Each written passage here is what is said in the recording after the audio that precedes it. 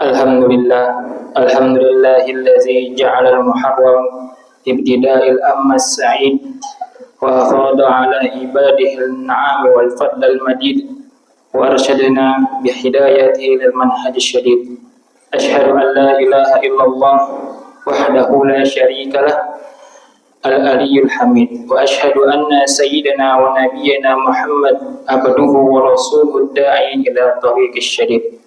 Allahumma salli wa sallim wa barik ala sayyidina Muhammad wa ala alihi wa ashabihi wa man tabi'ahum bi ihsanin ila yaumiddin, amma ba'du. Fa ya ibadallah, usikum wa nafsi bi taqwallah, faqad faza al-muttaqun. Qala Allah ta'ala fi kitabil karim, a'udzu billahi minasy syaithanir rajim. Bismillahirrahmanirrahim. Ya ayyuhalladzina amanu taqullaha haqqa tuqatih wa la tamutunna illa wa antum muslimun. Ma'asyiral muslimin rahimakumullah. Melalui mimbar yang mulia ini, khatib berwasiat kepada diri khatib pribadi dan umumnya kepada jamaah sekalian untuk senantiasa meningkatkan kualitas dan kuantitas takwa kita kepada Allah Subhanahu wa taala dengan menjauhi segala larangan-larangannya dan mengerjakan segala perintah-perintahnya. Ma'asyiral muslimin, jamaah sidang salat Jumat yang dirahmati Allah Subhanahu wa taala. Baru saja kita melewati momentum Idul Adha tahun 1447 Hijriah beberapa pekan yang lalu. Sebuah syiar agung yang mengajarkan sebuah niat pengorbanan. Di sisi lain, kita juga memasuki bulan Muharram 1448 Hijriah, bulan yang mengingatkan umat Islam kepada peristiwa hijrah Rasulullah SAW dari Mekah ke Madinah.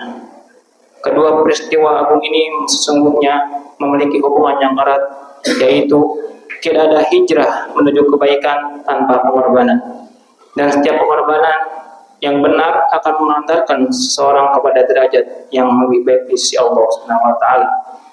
Allah Subhanahu wa taala berfirman, "Wallazina jahadu fina lanahdiyannahum subulana wa anallaha lama'al muhsinin."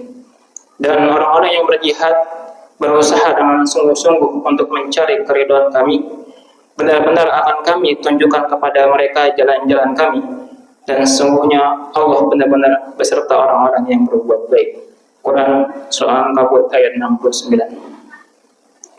Pada kesempatan khutbah Jumat di awal bulan Muharram ini yang penuh keberkahan, mari kita kupas ulang pelajaran-pelajaran mulia tersebut agar kita dapat mengambil hikmah yang berharga dari kedua peristiwa tersebut. Pertama, yaitu keteladanan pengorbanan Nabi Ibrahim dan keluarganya sebagai bentuk ketaatan kepada Rabb-Nya.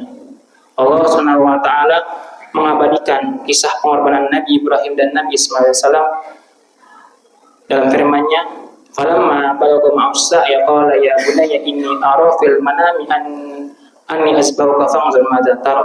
Qala ya abati fa'al ma tu'mar satajiduni insyaallah minas sabirin.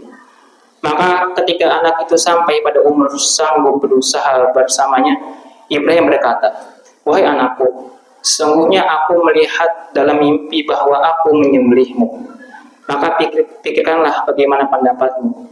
Ia Ismail menjawab, "Wahai ayahku, kerjakanlah apa yang diperintahkan kepadamu.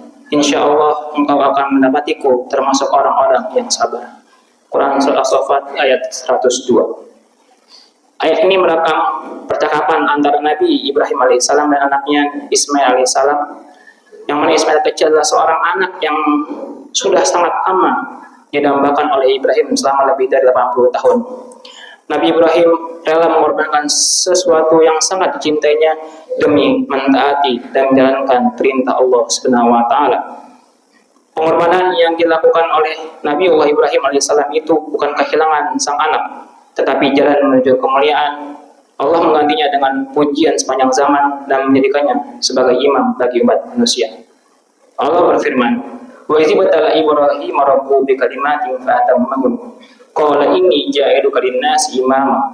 Qala min dzurriyyati. Qala la yanalu ahliz zalimin." Dan ingatlah ketika Ibrahim diuji Tuhannya dengan beberapa kalimat perintah dan larangan. Lalu Ibrahim menunaikannya. Allah berfirman, "Sesungguhnya aku akan menjadikanmu imam bagi seluruh manusia." Ibrahim berkata, dan saya mohon juga dari keturunanku. Allah berfirman, janjiku ini tidak mengenai orang-orang zalim. Quran Surah Al-Baqarah ayat 124. Yang kedua, yaitu hijrah Rasulullah SAW sebagai contoh nyata pengorbanan yang agung. Ketika Rasulullah SAW berhijrah dari Makkah ke Madinah, beliau meninggalkan tanah kelahiran yang sangat dicintai, harta benda, keluarga, dan kenyamanan hidup. Hijrah dan pengorbanan beliau SAW dilakukan demi mempertahankan risalah akhir zaman, yaitu dinul Islam. Allah Subhanahu wa taala berfirman, innal ladzina amanu wa hajaru wa jahadu fi sabilillahi bi amwalihim wa anfusihim a'zamu darajatan indallah. Sesungguhnya orang-orang yang beriman, berhijrah dan berjihad dengan harta dan jiwa mereka di jalan Allah, mereka lebih tinggi derajatnya di sisi Allah Subhanahu wa taala. Quran Surah At-Taubah ayat 220. Hakikat hijrah bukan sekedar berpindah tempat, akan tetapi berpindah dari keburukan menuju kebaikan, dari kemaksiatan menuju ketaatan, dari kelalaian menuju kesadaran.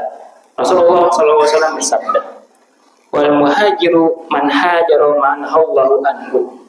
Yang artinya orang yang berhijrah adalah orang yang meninggalkan apa yang dilarang oleh Allah Subhanahu wa taala. Hadis riwayat Bukhari. Masyaallah muslimin rahimakumullah. Yang terakhir yaitu hijrah masa kini juga membutuhkan pengorbanan. Dalam sebuah mahfuzat atau kata-kata mutiara dalam bahasa Arab yang sering dihafalkan oleh santri di pondok pesantren atau di sekolah madrasah diniyah, yaitu manjada wajada, yang maknanya barang siapa yang bersungguh-sungguh maka ia akan mendapatkan hasilnya. Mahfuzat ini mengajarkan kepada kita bahwa untuk mendapatkan sesuatu yang kita cita-citakan memerlukan pengorbanan dan kesungguhan dalam berusaha. Semakin besar cita-cita menuju ridha Allah, semakin besar pula pengorbanan yang harus dilakukan. Setiap orang yang ingin menjadi lebih baik pasti harus berkorban. Jika ingin rajin sholat berjamaah, harus mengorbankan rasa malas. Ingin menjaga lisan, harus mengorbankan kebiasaan gibah dan perkataan yang sia-sia. Ingin hidup halal, harus meninggalkan keuntungan yang haram. Ingin menjaga keluarga, harus mengorbankan sebagian waktu dan kenyamanan pribadi. Ingin istiqomah dalam dakwah dan ibadah, harus mengorbankan tenaga, harta, dan pikiran. Dalam hal ini Allah telah memberikan janjinya, wallazina jahadu fina lanahdiyannahum subulana wa innallaha lama'al muhsinin. Orang-orang yang bersungguh-sungguh di jalan kami, niscaya kami tunjukkan kepada mereka jalan-jalan kami. Quran Surah Al-Kabut ayat 69. Ma'asyiral muslimin rahimakumullah, sebagai kesimpulan khutbah pertama ini, mari kita menjadikan semangat pengorbanan Nabi Ibrahim dan peristiwa hijrah Rasulullah SAW sebagai inspirasi kehidupan. Jangan takut berkorban untuk agama, jangan takut meninggalkan kebiasaan buruk, karena setiap langkah menuju Allah pasti bernilai pahala dan kemuliaan. Pergantian tahun berhijriah 1447 ke 1448 yang baru saja kita lewati ini hendaknya menjadi momentum muhasabah dan perubahan diri. Jangan sampai usia bertambah tetapi amal tidak bertambah. Jangan sampai kita mengenang hijrah Rasulullah tanpa melakukan hijrah maknawi dalam kehidupan kita sendiri. Mari berhijrah dari lalai menjadi sadar, dari maksiat menjadi taat, dari kebodohan kepada ilmu, dari perpecahan kepada persatuan, dari kemaksiatan kepada ketaatan, dari egoisme menjadi kepedulian bersama, dari cinta dunia berlebihan menuju cinta akhirat.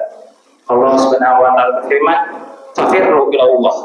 Maka berlarilah menuju Allah Subhanahu wa taala. Quran Surah Az-Zariyat ayat 50.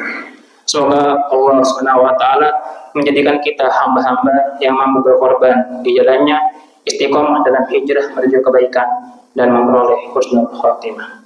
Barakallahu fi wa lakum fil Qur'anil Karim wa nafa'ani wa iyyakum bima fihi minal ayati wa dzikril hakim. Astaghfiruhu innahu huwal ghafurur rahim.